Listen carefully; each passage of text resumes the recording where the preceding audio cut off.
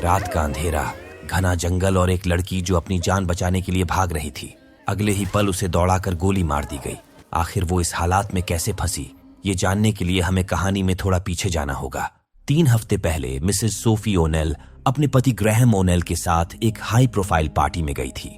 यहीं से इस पूरे बखेड़े की शुरुआत हुई। ये पार्टी ग्रैहम के बॉस जेड बैंक्स ने रखी थी, एक मिलियनेयर जो अब राजनीति में कदम रखने की तैयारी कर चुका था। उसी का ऐलान करने के लिए उसने शहर के चुनिंदा लोगों को बुलाया था। तभी भीड़ भड़ाके की वजह से सोफी को घबराहट होने लगी। घबराहट के मारे वो दवा लेने जेड बैंक्स के घर के अंदर चली गई। इस प्रकार उसकी मुलाकात जेड बैंक्स की पत्नी मार्गो बैंक्स से हुई। वे दोनों एक दूसरे को नहीं जानती थीं, लेकिन मार्गो की बात करने की अदा और उसकी खूबसूरती ने सोफी को अचंभित कर दिया। वो उसकी तरफ आकर्षित हो गई। कुछ ऐसा ही हाल मार्गो का भी था। उन दोनों के पतियों के बीच बातचीत हुई तो पता चला ग्रैहम आर्किटेक्ट था और वहीं जेड बैंक्स के नए हेडक्वार्टर बना रहा था। इसी प्रोजेक्ट के लिए वे 6 महीने पहले इस शहर में शिफ्ट हुए थे। थोड़ी जान पहचान होने के बाद मार्गो ने सोफी को अपने लेक हाउस में इनवाइट कर लिया। दरअसल मार्गो हर शुक्रवार अपनी सहेलियों के साथ वहां पार्टी करती थी। इसी बातचीत के दौरान उनकी मुलाकात जिल से होती है। जिल एक पादरी की पत्नी थी और मार्गो की जिगरी दोस्त। जिल को किसी काम से जल्दी निकलना था, लेकिन उसका बेटा ब्रैड पार्टी में पता नहीं कहां चला गया था। मार्गो बोली, शायद वो घर के अंदर ही होगा, तुम यहीं रुको, मैं उसे भेज देती हूँ। जब मार्गो अंदर गई तो पता चला कि ब्रैड अपनी गर्लफ्रेंड एबी के साथ था। एबी आंखें बंद किए एक ही सुर में गॉड से माफी मांग रही थी। उसे लग रहा था कि शारीरिक संबंध बनाना महापाप है। हालांकि इस पाप को करने से पहले ही वो खुद को संभाल चुकी थी, लेकिन ब्रैड रुकने वाला नहीं था। वो अपने आप में ही मस्त था। तभी मार्गो ने अचानक दरवाजा खोल दोनों को रंगे हाथों पकड़ लिया। एबी घबराकर उसी पल वहां से भाग गई। वहीं ब्रैड उनसे माफी मांगने लगा और कहने लगा कि ये सब दोबारा नहीं होगा। इस पर मार्गो कहती है कि ना हो तो ही बेहतर होगा। वैसे तो मार्गो उसकी मां की जिगरी दोस्त थी, लेकिन ब्रैड इतना कमीना निकला कि उनसे भी फ्लर्ट करने से पीछे नहीं हटा। साफ था कि उन दोनों के बीच कुछ न कुछ चल रहा था। अब रात को सोफी को मार्गो का मैसेज मिला, जिसमें लेक हाउस का लोकेशन और बाकी डिटेल्स थीं। सोफी असमंजस में पड़ गई कि जाए या नहीं। ग्रैहम ने उसे समझाया कि उसे जाना चाहिए। दरअसल सोफी पिछले 1 साल से अपने अतीत की एक घटना को लेकर परेशान रहती थी। उसे पैनिक अटैक भी आते थे। नई जगह, नए लोग। अब उसके पास मौका था इन सब से बाहर निकलने का, अपनी जिंदगी को फिर से खुलकर जीने का। अगले दिन ग्रैहम खुद उसे वहां छोड़ने गया।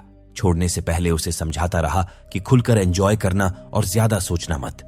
अपने इकलौते बेटे को अलविदा कहकर सोफी पार्टी में शामिल हो गई। वो पहले ही जिल से मिल चुकी थी। बाकी मोने, टेलर और कैली से मार्गो ने उसकी जान पहचान करवा दी। उस दिन सबने खूब एंजॉय किया। उन्हें शूटिंग वगैरह का भी शौक था, लेकिन सोफी तो गन चलाना तक नहीं जानती थी। उसे सिखाने के बहाने मार्गो उसके काफी करीब चली गई, जिसे देख कैली अंदर ही अंदर जल रही थी। साफ था कि उनके बीच कुछ न कुछ कनेक्शन था। खैर, शाम को सबका प्लान क्लब जाने का था, लेकिन जिल को अपने बेटे का प्रैक्टिस मैच देखने जाना था, इसलिए वो निकल गई। सोफी भी घर लौटने की जिद करने लगी, लेकिन मार्गो ने उसे जाने नहीं दिया। आखिरकार वे क्लब चले गए और वहां भी जमकर मस्ती की। दूसरी तरफ ब्रैड का मैच चल रहा था, जिसे देखने उसकी गर्लफ्रेंड एबी अपनी मां के साथ आई थी। वही एबी जिसे हमने पहले मार्गो के घर पर ब्रैड के साथ देखा था। ब्रैड की मां एबी को फूटी आंख नहीं बांधती थी, क्योंकि एबी एक गरीब परिवार से थी। हालांकि ब्रैड के सामने वो उसे खुलकर कुछ कह भी नहीं पाती थी। वहीं क्लब में एक काना आदमी लगातार मार्गो को घूरे जा रहा था। आखिरकार उसने मार्गो से बात की और बताया कि एक लड़की थी, मैंडी, जो बिल्कुल उसकी तरह दिखती है। ये सुनते ही मार्गो उस पर भड़क उठी और उसे वहां से भगा दिया। सोफी को कुछ समझ नहीं आया कि वो आदमी उसे ऐसा क्यों कह रहा था। कुछ देर बाद जिल भी लौट आई और सबने घंटों तक एंजॉय किया, लेकिन देर रात होने की वजह से टैक्सी मिलने में लफड़ा हो गया। सोफी परेशान होने लगी। तभी उसकी मुलाकात जेमी से हुआ। दरअसल जेमी ब्रैड का दोस्त था, जिसे हमने प्रैक्टिस मैच के दौरान देखा था। जेमी बोला, मैंने आपको पहले देखा है मिस मार्गो के साथ, आप उनकी दोस्त है? वैसे आप कुछ परेशान लग रही है। सोफी उसे बताती है कि उसके हस्बैंड उससे नाराज हो गए हैं और ऊपर से टैक्सी भी नहीं मिल रही। इसी बात का फायदा उठाकर जेमी उससे फ्लर्ट करने लगा और बोला कि वो 18 साल का है और चाहे तो उसे घर छोड़ सकता है। लेकिन इसी बातचीत के बीच मार्गो और उसकी सहेलियां वहां आ गईं, जिसके चलते जेमी को वहां से जाना पड़ा। उसी वक्त मार्गो ने सोफी की प्रॉब्लम भी सॉल्व कर दी। उसने सोफी को खुद छोड़ने की बात कही तो कैली भड़क उठी, क्योंकि आमतौर पर मार्गो हमेशा उसे ही अपनी कार से छोड़ने जाती थी। इस पर मार्गो कहती है कि आज मोने तुम्हें छोड़ देगी।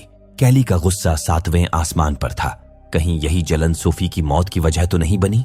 क्या जंगल में मरने वाली लड़की सोफी ही थी? खैर, जो भी हो, घर लौटते ही कैली ने सोफी का बैकग्राउंड खंगालना शुरू कर दिया। उसका पति यहाँ का शेरिफ था। सोफी का प्रोफाइल पुलिस डेटाबेस में मौजूद तो था, लेकिन उसका रिकॉर्ड सील था। इतना जरूर साफ हो गया कि सोफी किसी जुर्म के सिलसिले में पहले पुलिस के चक्कर काट चुकी थी, लेकिन उसने क्या किया था ये कैली पता नहीं लगा सकी। कहानी फिर उसी वक्त पर लौटती है जब जंगल में उस लड़की को मारा गया था। अगले दिन एक लड़का अपने पिता के साथ शिकार पर गया होता है। तभी उन्हें झाड़ियों के बीच सुअरों का झुंड दिखा। पास जाकर देखा तो वहां एक डेड बॉडी पड़ी थी। इस डेड बॉडी के मिलने से 2 हफ्ते पहले, यानी मार्गो और सोफी की दोस्ती को 1 हफ्ता बीत चुका था। इन्हीं दिनों ग्राहम के बॉस जेड बैंक्स गवर्नर का चुनाव जीतने के लिए एडी छोटी का जोर लगाए हुए थे। इसी सिलसिले में जो नए परिवार टेक्सास आए थे, उनके स्वागत के लिए चर्च में एक समारोह रखा गया था। उसी समारोह के दौरान ब्रैड बड़ी गौर से मिसेस बैंक्स को देख रहा था। एब भी उन्हें शक की नजरों से देख रही थी। वहीं जिल के पति चर्च के पादरी थे, ये मैं पहले ही बता चुका था। जिल खुद भी लोगों को धर्म के रास्ते पर लाने का काम करती थी। वो चर्च के कई ग्रुप्स चलाती थी, मतलब अजीब किस्म के लोग थे। सोचिए, जो औरत रात रात भर पार्टी करती थी, वही दूसरी औरतों को समझाती थी कि ये सब पाप है।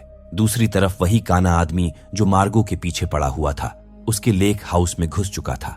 उसने कुछ ही पलों में पूरा घर छान मारा, लेकिन शायद उसे कोई काम की चीज नहीं मिली। आखिरकार वो बाथरूम इस्तेमाल करके चुपचाप वहां से निकल गया। अब रात में हम एक ईसाई धर्मगुरु को देखते हैं, जिसने जवानी में ही संन्यास ले लिया था। टीनेजर्स उससे काफी प्रभावित थे। एबी उसकी सबसे बड़ी भक्त थी। उसी धर्मगुरु पीट ने एबी के दिमाग में ये बात बैठा दी थी कि शादी से पहले संबंध बनाना पाप है। एबी उसी के बताए रास्ते पर चलती थी और इसी वजह से ब्रैड उससे नाराज रहता था। खैर, अगली सुबह कॉलेज के स्टूडेंट्स फंड रेज करने के लिए कार वॉश कर रहे होते हैं। उसी रास्ते से ओनेल फैमिली गुजर रहे थे। जेमी उन्हें रोक लिया और बताया कि वो कार वॉश के जरिए फंड रेज कर रहे हैं। ग्राहम गाड़ी धुलवाने के लिए मान तो गया, लेकिन साथ में चेतावनी भी दिया कि गाड़ी को कुछ दिक्कत ना हो। इस पर जेमी सोफी की तरफ देखते हुए बोला, फिक्र मत करिए सर, मैं आपकी जान का पूरा ख्याल रखूंगा। ये सुनकर सोफी का मुंह खुला का खुला रह गया, जबकि ग्राहम को लगा कि जेमी गाड़ी की बात कर रहा था। इस फंड रेज में बैंक्स फैमिली भी शामिल हुई थी। जब से जेड ने चुनाव लड़ने का मन बनाया था, मर्गो की चिंताएं बढ़ती जा रही थीं। उसे डर था कि अगर उनकी असलियत बाहर आ गई तो सब कुछ बर्बाद हो सकता है। वो और जेड मिलकर पहले भी कई लड़कियों के साथ रंगरलियां मना चुके थे। ऐसे में अपोजिशन पार्टी उन्हें बदनाम करने के लिए किसी भी हद तक जा सकती थी। ऊपर से मर्गो का बैकग्राउंड भी बिल्कुल साफ नहीं था। वो जिस माहौल से आई थी और पहले जैसी जिंदगी जीती थी, अगर वो सब सामने आ गया तो मुश्किल खड़ी हो सकती थी। हालांकि जेड बैंक्स अब पीछे हटने को तैयार नहीं था। इसी डर की वजह से मार्गो अपने सगे भाई काइल से मिली। दरअसल मार्गो बेहद निचले तबके के परिवार से आती थी। उसने काइल को बैग भरकर पैसे दिए ताकि वो चोरी डकैती का काम छोड़ दे और पूरी तरह अंडरग्राउंड हो जाए, क्योंकि चुनाव से पहले अगर काइल किसी भी लफड़े में फंसता तो मार्गो की असलियत सामने आ सकती थी। काइल ने उसकी बात मान तो ली, लेकिन उसके जाने से पहले उसे 2 बातें सुना भी दिया। वो कहता है कि तुम टांगें फैलाकर ऊपर तक तो जरूर पहुंच गई, लेकिन रहोगी अलबा टेक्सास की मैंडी ही। हमारी गंदी नस्ल हमारा पीछा कभी नहीं छोड़ेगी। खैर, यहाँ से सेटलमेंट करने के बाद मार्गो कैली से मिलने गई। मिलते ही दोनों शुरू हो गई, लेकिन ये उनकी आखिरी मुलाकात थी। मार्गो इस रिश्ते पर हमेशा के लिए पूर्ण विराम लगाने आई थी। वैसे उनके इस नाजायज रिश्ते के बारे में जेड को कुछ भी पता नहीं था, लेकिन मार्गो को डर था कि वो काना आदमी जो लगातार उन पर नजर रखे हुए था, कहीं अपोजिशन पार्टी का न हो। अगर उनकी पोल खुल गई तो जेड के मुंह पर कालिक पुत जाएगी और वो चुनाव हार जाएगा, और फिर वो अपनी हार का सारा गुस्सा मार्गो पर उतारेगा। मार्गो किसी भी हाल में इस ऐसो आराम की जिंदगी गंवाना नहीं चाहती थी। ये चुनाव अब उसके लिए काल बन चुका था। आखिरकार कैली ने उसकी मजबूरी समझ ली और इस रिश्ते को खत्म करने के लिए मान गई। दूसरी तरफ हम जिल को देखते हैं, जो ब्रैड के फंड रेज वाले काम से बेहद खुश थी। वो उसकी डाइट से लेकर हर छोटी बड़ी चीज का बारीकी से ख्याल रखती थी। उससे इतना प्यार करती थी कि उसके लिए किसी भी हद तक जा सकती थी। वैसे ब्रैड जाने से पहले उन्हें बता देता है कि आज रात वो जेमी के घर रुकने वाला है, लेकिन असल में उसने एबी के साथ वक्त बिताने की प्लानिंग कर रखी थी। एबी भी अब खुद को समझा चुकी थी कि 2 लोगों का एक दूसरे के करीब आना गलत नहीं है। उसके मुताबिक गॉड ने 2 प्रेमियों को साथ आने के लिए ही ये सब बनाया है, तो फिर उनकी बनाई चीज गलत कैसे हो सकती। इसी दौरान ब्रैड को मिस मार्गो का मैसेज मिलता है। उन्होंने जेड के बेटों को बास्केटबॉल ट्रेनिंग देने के लिए ब्रैड को बुलाया था। उधर सोफी और मार्गो दिन प्रतिदिन और करीब आते जा रहे थे। हालांकि चुनाव की वजह से मार्गो खुद पर काफी कंट्रोल रखे हुए थी। वहीं सोफी मार्गो के बारे में सोच सोचकर पूरी तरह बेचैन हो चुकी थी। वो खुद पर से कंट्रोल खोती जा रही थी। कुछ ऐसा ही हाल कैली का भी था। अजीब सी कशिश थी मार्गो में, जो हर किसी को उसकी तरफ आकर्षित कर लेती थी। अगली सुबह सोफी मार्केट गई तो वहां उसे वही काना आदमी फिर से दिख गया। उसे देखते ही सोफी घबरा गई और पीछा छुड़ाकर वहां से निकलने लगी। जाते जाते उसने मार्गो को कॉल किया, लेकिन मार्गो किसी अर्जेंट काम से लेक हाउस जा चुकी थी। उसने बस इतना कहा कि बाद में बात करेगी और फोन काट दिया। तभी उस काने आदमी ने सोफी को रोक लिया और कहा कि बैंक्स फैमिली ठीक नहीं है। वो इस बारे में खुलकर बात करना चाहता था। सोफी उससे बात करने के लिए राजी हुई और जैसे ही मौका मिला फरार हो गई। असल में उसे पूरा शक था कि वो काना जासूस बैंक्स फैमिली को बदनाम करने के लिए उससे कुछ भी झूठ बोलकर उसके दिमाग में बैंक्स परिवार के खिलाफ नफरत भर सकता था। दूसरी तरफ हम पहली बार जेड की तलाकशुदा पत्नी माया को देखते हैं। जेड के बच्चे उसी के साथ रहते थे जिनको बास्केटबॉल ट्रेनिंग देने के लिए मार्गो ने ब्रैड को मैसेज किया था। इसी बात की सच्चाई जानने के लिए एबी माया से पूछती है कि बच्चों की बास्केटबॉल ट्रेनिंग कैसी रही। ये सुनकर माया हंस पड़ती है, क्योंकि आज तक उन दोनों बच्चों ने वीडियो गेम के अलावा कोई खेल खेला ही नहीं था। एबी को ब्रैड और मार्गो पर तो पहले से ही शक था, लेकिन वो अभी तक सच्चाई तक नहीं पहुंच पाई थी। उधर मार्गो ने ब्रैड को ट्रेनिंग के बहाने इसलिए बुलाया था क्योंकि उसे पूरा यकीन हो चुका था कि उसकी गैर मौजूदगी में कोई लेक हाउस में घुसा था। बाथरूम में किसी आदमी के आने के साफ निशान थे। चुनाव को लेकर मार्गो पहले से ही डरी हुई थी। उसने ब्रैड को समझाया कि अपोजिशन वाले उसकी जासूसी करवा रहे हैं। ब्रैड कहता है कि वो मार्गो की गैर हाजिरी में कभी लेक हाउस नहीं आता। इसका मतलब साफ था कि कोई और अंदर आया था। ये समझते ही मार्गो ने उससे पूछा, अच्छा ये बताओ, हमारे इस रिश्ते के बारे में तुमने किस किस को बताया है? अभी तक उसने किसी को कुछ नहीं बताया था। बस वो उसे घूरता रहता था। शायद इसलिए कभी कभी लोगों को शक हो जाता होगा। इस पर मार्गो साफ शब्दों में कहती है कि अब ये सब बंद करना होगा, वरना हम कहीं मुंह दिखाने लायक नहीं रहेंगे। हम मिलेंगे जरूर, लेकिन ये रिश्ता पूरी तरह गुप्त रहना चाहिए। ब्रैड समझ गया कि उन्हें पीछे कोई सबूत नहीं छोड़ना। वहीं अब तक कैली अपने पति को काफी मनाने के बाद सोफी की क्राइम हिस्ट्री निकलवा चुकी थी। सोफी ने अतीत में एक बहुत बड़ा कांड किया था, ये जानकर कैली दंग रह गई। उधर उस काने जासूस से बच निकलने के बाद सोफी सीधे लेक हाउस पहुंची। वहां उसने मार्गो को ब्रैड के साथ देख लिया। मार्गो की नजरें भी सोफी से मिली, लेकिन नजरें चुराने के बजाय वो उसे प्यार भरी निगाहों से देखती रही। हालांकि ब्रैड को इस बात की बिल्कुल भी भनक नहीं लगी। यहीं से कहानी 6 महीने पीछे चली जाती है। उस वक्त एक मासूम टीनेज लड़की केसी क्रोमिल अचानक गायब हो गई थी। उसकी तलाश चल ही रही थी कि जंगल के एक पुराने केबिन से किसी लड़की की चीखने की आवाज सुनाई दी। डिटेक्टिव वांडा को लगा कि शायद वही केसी है। उसने बैकअप तो बुला लिया, लेकिन उसके आने तक खुद को रोक नहीं पाई। नतीजा ये हुआ कि वो खुद किडनैपर के हत्थे चढ़ गई। अब कहानी वापस प्रेजेंट में आती है। हम जिल को देखते हैं, जो अपनी नई बोट पर मोने को घुमाने ले गई थी। जब जिल ने अंदर के केबिन में बेड की हालत देखी तो वो सब समझ गई। साफ था कि ब्रैड जेमी के घर रुकने का बहाना बनाकर अपनी गर्लफ्रेंड को यहाँ लाया था। एब्बी उनके घर भी आती जाती थी और जिल को उनके मिलने जुलने से कोई खास दिक्कत नहीं थी। बस उसे डर लगा रहता था कि कहीं एब्बी प्रेग्नेंट हो गई तो ब्रैड के गले फांस बन जाएगी। इधर ब्रैड एब्बी को छोड़ने उसके घर पहुंच चुका था।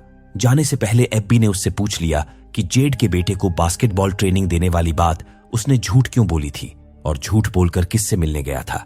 इसी बात को लेकर दोनों के बीच बहस हो गई। एबी ने जबरन उसका फोन लेकर चेक किया तो उसे सिग्नल ऐप मिला, जो सीक्रेट मैसेज भेजने के लिए इस्तेमाल होता है। इसी छीना झपट्टी में फोन हाथ से गिरकर टूट गया। एबी ने माफी मांगी, लेकिन ब्रैड गुस्से में उसे डांट कर वहां से भगा देता है। ये सब एबी की मां मिस स्टार देख रही थी। उन्होंने एबी को समझाया कि अगर ब्रैड उसकी कद्र नहीं करता तो उसे छोड़ देना चाहिए। स्टार ये बात अपने अनुभव से कह रही थी। हाई स्कूल में उन्हें भी एबी के पिता से प्यार हुआ था, शादी हुई, लेकिन कुछ सालों बाद वो रिश्ता टूट गया। एबी जवाब देती है कि मेरा वाला ऐसा बिल्कुल नहीं है, वो मुझसे प्यार करता है और आपकी सलाह मैं क्यों मानूं, आपसे तो एक जोड़ी जूते तक दिलाए नहीं जा रहे। उसी वक्त स्टार उठकर चली गई। वहीं ब्रैड घर पहुंचते ही मां को बताया कि उसका फोन टूट गया, उसे नया चाहिए। दरअसल फ्राइडे की रात को ही उसे स्कूल फ्रेंड जेम्स के घर पार्टी में भी जाना था। अब ये जान जिल भड़क उठी और उसे घर से बाहर निकलने पर रोक लगा दी। वो अच्छी तरह जानती थी कि वो इसी बहाने एबी से मिलेगा। वहीं जब से सोफी ने जिल के बेटे ब्रैड को मार्गो के साथ देखा था, तब से वो मार्गो के कॉल और मैसेज इग्नोर करने लगी थी। आखिरकार मार्गो को उससे बात करने के लिए खुद आना पड़ा। वो उसके पति की इजाजत लेकर सोफी को लेक हाउस ले गई। मार्गो को डर था कि अगर ये बात जिल को पता चल गई तो गड़बड़ हो सकती है। सोफी ने उसे यकीन दिलाया कि वो ये बात अपने तक ही रखेंगी। मार्गो अपनी जिंदगी जैसे चाहे जिए, उसे इससे कोई दिक्कत नहीं थी। इसी बातचीत के दौरान मोनाए और कैली वहां आ पहुंची। वे अगली फ्राइडे को शिकार पर जाने का प्लान लेकर आई थी। मार्गो तो हर पल शिकार के लिए तैयार रहती थी। ऊपर से सोफी ने भी हाँ कर दी। हालांकि सोफी के पास अपनी कोई गन नहीं थी, इसलिए सबसे पहले वे उसके लिए गन खरीदने गईं। टेक्सास में रजिस्टर्ड गन रखने की छूट थी और यहाँ लगभग हर कोई हथियार रखता था। बाकी सहेलियों के पास पिस्टल देख सोफी ने भी राइफल के साथ साथ एक पिस्टल खरीद ली। बड़ी गन वो घर नहीं ले जा सकती थी, इसलिए राइफल मार्गो के यहाँ छोड़कर पिस्टल अपने साथ ले गई और उसे घर की अलमारी में छिपा दिया। फिर ग्रैहम को बताकर अगले दिन शिकार पर चली गई। शिकार के दौरान उन्होंने एक जंगली सुअर को मारा और ढेर सारी सेल्फियां ली। उसी दिन सोफी ने पिस्टल को रीलोड करना और चलाना भी सीख लिया। बाद में मस्ती मजाक में उन्होंने एक खेल शुरू किया। बारी बारी सबको एक ऐसा काम बताना था जो उन्होंने अपनी जिंदगी में कभी नहीं किया हो। अगर उनमें से किसी ने वो काम किया होता तो उसे सच बताना पड़ता। सबने एक से बढ़कर एक वाहियात बात बताई, सिवाय एक के। कैली ने कहा कि उसने कभी किसी का मर्डर नहीं किया। ये सुनते ही सोफी के होश उड़ गए। साफ था कि कैली ने जानबूझकर उसे निशाना बनाया था। वो अपने पति के जरिए पहले ही सच्चाई जान चुकी थी। रोते हुए ही सही, सोफी ने सच कबूल कर लिया। उसने बताया कि 2 साल पहले उसकी कार से एक लड़की की मौत हो गई थी। उस वक्त सोफी पूरी तरह नशे में थी और गलती पूरी तरह उसी की थी। उसने उस लड़की को मार डाला था। हालांकि ग्रैहम ने अपने रसूख का इस्तेमाल करके उस केस को दबवा दिया और सोफी को सजा से बचा लिया था, लेकिन सोफी खुद को कभी माफ नहीं कर पाई। उस लड़की के परिवार वालों के चेहरे उसे हर वक्त सताते रहते थे। यही गिल्ट उसे धीरे धीरे डिप्रेशन में ले गया। उसे पैनिक अटैक आते थे। कैली की इस हरकत से मार्गो उस पर फट पड़ी। उसने तुरंत अंदाजा लगा लिया कि कैली ने अपने पति से सोफी की इंक्वायरी करवाई है। सोफी की हालत देखकर बाकी सब उसे सिंपैथी देने लगे, लेकिन उसी वक्त मार्गो ने सबको वहां से जाने को कह दिया, सोफी को छोड़कर। कैली ये सब इसलिए कर रही थी ताकि मार्गो सोफी से दूर हो जाए, लेकिन मामला उसके खिलाफ ही चला गया। खैर, उस दिन मार्गो ने सोफी को घर नहीं जाने दिया। वो रात में उसके लिए कुछ स्पेशल करने वाली थी। अब रात का सीन एबी पर जाता है। एबी आज ब्रैड के साथ जेम्स के घर पार्टी में जाने वाली थी। ब्रैड उसे घर से पिक करने वाला था, लेकिन झगड़े के बाद न तो ब्रैड ने उसे कॉल किया और न ही कोई मैसेज भेजा। एबी को लगा कि शायद उसका फोन गिरकर डेड हो गया होगा। काफी देर इंतजार करने के बाद भी जब ब्रैड नहीं आया तो एबी ने धर्मगुरु पीट को कॉल किया ताकि वो उसे जेम्स के घर छोड़ दें। ब्रैड के अलावा वही एक शख्स था जिससे एबी की काफी बनती थी। एबी को परेशान देख वो कारण पूछे, लेकिन एबी कुछ बताने को तैयार नहीं थी। इस पर पीट कहते हैं कि उन्हें सब पता है, ब्रैड ने उसे अपनी पूरी सच्चाई बता दी है। दूसरी तरफ ब्रैड को सिग्नल ऐप पर एक मैसेज मिला। ये मैसेज मार्गो का था। उसी पल ब्रैड और जेमी लेक हाउस पहुंच जाते हैं। उन्हें देखकर सोफी हैरान रह गई। यही तो मार्गो का सरप्राइज था। वो बस सोफी को अच्छा फील कराना चाहती थी। सोफी के ऊपर कोई दबाव नहीं था। उसका मन जो चाहे वो करे। मार्गो बस यही चाहती थी। एक अजीब सी कशिश थी सोफी के अंदर जो मार्गो को टर्न ऑन करती थी। इसीलिए तो वो सोफी को सभी सहेलियों से ऊपर रखती थी। इधर स्टार ने एबी के लिए नए जूते ऑन ऑर्डर कर दिए थे। ये बताने के लिए जब वो एबी के कमरे में गई तो पता चला कि एबी जेम्स के पार्टी में जाने के लिए निकल चुकी थी, बल्कि वो वहां पहुंच भी चुकी थी। अब रास्ते में पीट ने एबी से क्या बात की ये तो पता नहीं, लेकिन इतना साफ था कि एबी गुस्से में उसकी कार से उतरी। वो अपनी स्वेटर भी गाड़ी में ही छोड़ गई। अब उसे बस किसी भी हाल में ब्रैड से बात करनी थी। एबी ने जेम्स और नीना से पूछा कि ब्रैड कहाँ है, लेकिन पता चला कि वो तो यहाँ आया ही नहीं था। असल में ब्रैड उस वक्त मिस मार्गो के साथ अय्याशी कर रहा था। इसी बीच पूरे शहर की लाइट चली जाती है। एबी की बेचैनी और बढ़ गई। वो बार बार ब्रैड को कॉल किए जा रही थी, क्योंकि उसे ये जानना था कि ब्रैड ने पीट को जो बातें बताई थीं, उनमें कितनी सच्चाई है। उधर ब्रैड की मां जिल परेशान होकर एबी को कॉल की, पता लगाने के लिए कि ब्रैड कहाँ है। गुस्से में एबी कहती है, आपको पता होना चाहिए कि इस वक्त आपका बेटा किसके साथ गुलछर्रे उड़ा रहा है। वो मेरे साथ नहीं है। आपने उसे बहुत बिगाड़ रखा है मम। अब मुझे ही उसे सही रास्ते पर लाना होगा। ये सुनते ही जिल उल्टा एबी पर भड़क उठी। मैं उसकी मां हूं। मुझे पता है अपने बेटे को हर बुराई से कैसे बचाना है। बातों बातों में जिल ने बैकग्राउंड साउंड से अंदाजा लगा लिया कि शायद वो लेक पर पार्टी कर रहे हैं। उसी पल जिल उनकी खोज खबर लेने निकल पड़ी। इधर लेक हाउस पर मामला काफी आगे तक बढ़ चुका था। वे पुल में नहाने के बाद सबकी सहमति से स्पिन द बोतल खेलना शुरू करते हैं। साफ था कि जिनकी तरफ बोतल का सिरा रुकेगा उन्हें किस करना होगा, लेकिन ये खेल उस वक्त रोमांचक बन गया जब बोतल सोफी और मार्गो की तरफ आकर रुकी। वे पहले से ही एक दूसरे की तरफ आकर्षित थे और जब करीब आने का बहाना मिला तो दोनों खेल खेल में कुछ ज्यादा ही बहक गए। हालांकि सोफी ने किसी तरह खुद की इच्छाओं को काबू किया। उसने जेमी को भी समझाया कि उसे ये सब ठीक नहीं लग रहा। दूसरी तरफ लेक वाले हाईवे के किनारे हमें पीट दिखता है।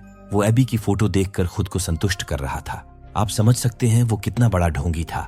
संन्यास लिया हुआ था और दूसरों को ज्ञान देता फिरता था कि ये सब गलत है, जबकि खुद एबी के प्यार में इतना पागल हो चुका था कि उसे पाने के लिए ब्रैड और मार्गो के रिश्ते की सच्चाई बताकर एबी को भड़का दिया ताकि दोनों के बीच दरार आ जाए। इसी वजह से एबी बेचैन होकर पागलों की तरह ब्रैड को ढूंढ रही थी। उधर लेक हाउस में स्पिन द बॉटल खेलने के बाद वे सभी जमकर नशा करते हैं। इतना कि कुछ ही वक्त में सोफी को सब धुंधला नजर आने लगता है। अगले दिन जब वो उठी तो खुद को लेक के तट पर पाती है। हालांकि जब वो होशो हवास में थी तब वो घर के अंदर ही थी। यहाँ कैसे आई, नशे के बाद उसके साथ क्या हुआ, उसे कुछ भी याद नहीं था। उधर उसका पति अलग ही परेशान था। 5 बार फोन कर चुका था। सोफी जब घर के अंदर पहुंची तो वहां सब उसे छोड़कर जा चुके थे। इसके बाद सोफी भी अपने घर के लिए निकल पड़ी। तभी रास्ते में उसे एक पुलिस की गाड़ी दिखाई देती है। दरअसल शिकार पर गए उन बाप बेटों ने फोन कर पुलिस को बताया था कि जंगल में शिकार करते वक्त उन्हें एक लड़की की बॉडी मिली है। ये खबर मिलते ही डिटेक्टिव वांडा मौके पर पहुंच जाती है। उसे लग रहा था कि ये बॉडी उसी लड़की केसी क्रुमल की है जो 6 महीने पहले गायब हुई थी। केसी को बचाने की कोशिश में वांडा के सिर में गोली लगी थी। हालांकि गोली उसके सिर को छूते हुए निकल गई थी, इसलिए उसकी जान बच गई। अब भी वो मेडिकल लीव पर थी। फिर भी उसका साथी पुलिसकर्मी फ्लिन उसे क्राइम सीन देखने की इजाजत दे देता है। वहां पता चलता है कि मरने वाली लड़की का नाम एबी जैक्सन था। शुरुआत में उन्हें लगा कि शायद उसे सुअरों ने मारा होगा क्योंकि उसके शरीर पर चबाने के निशान थे, लेकिन वांडा चंद सेकंड में ही समझ जाती है कि लड़की को गोली मारी गई है। तभी डेड बॉडी से करीब 100 मीटर की दूरी पर उन्हें एक वॉलेट मिलता है। मर्डर की आशंका होते ही वो फॉरेंसिक टीम को बुला लेते हैं। अब उन्हें उस कातिल की तलाश है जिसने एबी को मारा। दूसरी तरफ सोफी घर पहुंचती है और सबसे पहले पिस्टल छिपाने जाती है। उसने पूरा बैग छान मारा, लेकिन पिस्टल कहीं नहीं मिली। भाई साहब, उसे मर्डर केस में फंसाने के लिए इतना बड़ा साजिश रची गई है कि आप सुनकर हैरान रह जाओगे। मैं बहुत जल्द इसका आखिरी पार्ट लाऊंगा। आप बस इस वीडियो पर एक लाइक और कुछ भी कमेंट कर देना।